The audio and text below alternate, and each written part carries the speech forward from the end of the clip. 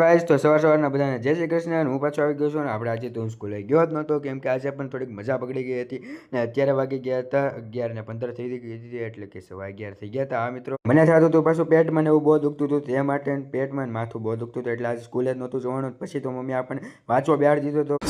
पढ़ाई लिखाई में ध्यान लगाओ आईएएस बनो और देश को संभालो लेकिन नहीं કેમ કે આજે આપણે સ્કૂલે તો નહોતો ગયા હવે વાંચવું તો પડે એટલે પછી હું વાંચવા બેસી ગયો હતો ને તમે પણ જોઈ શકો છો આપણે કંઈક સાયન્સમાં આવું આવે છે અને જે સાયન્સવાળા હશે તેને તો ખબર જ હશે કેમ કે સૌથીમાં સૌથી પહેલો ચેપ્ટર છે આ મિત્રો તો આપણે પહેલું ચેપ્ટર વાંચું છું કેમ કે આજે તો આપણે શરૂઆત જ કરીશ વાંચવાની। अरे बेटे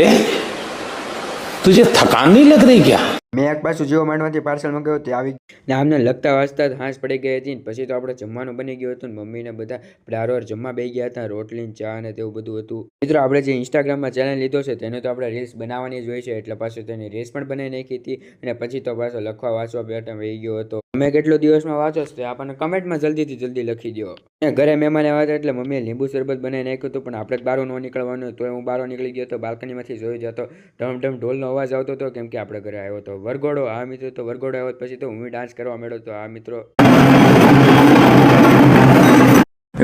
હવે પાછો સુવાનો ટાઈમ થઈ ગયો છે આવ્યો તમને પણ આ વિડીયોમાં મજા આવી હશે તો આ ચેનલ કરી સબસ્ક્રાઈબ લાઈક અને શેર અને ફોલો કરવાનું પણ પાછા ભૂલતા નહીં। હવે પાછા મળ્યો એક નવા વિડીયોમાં ત્યાં સુધી બધાને જય ભારત માતા કી જય।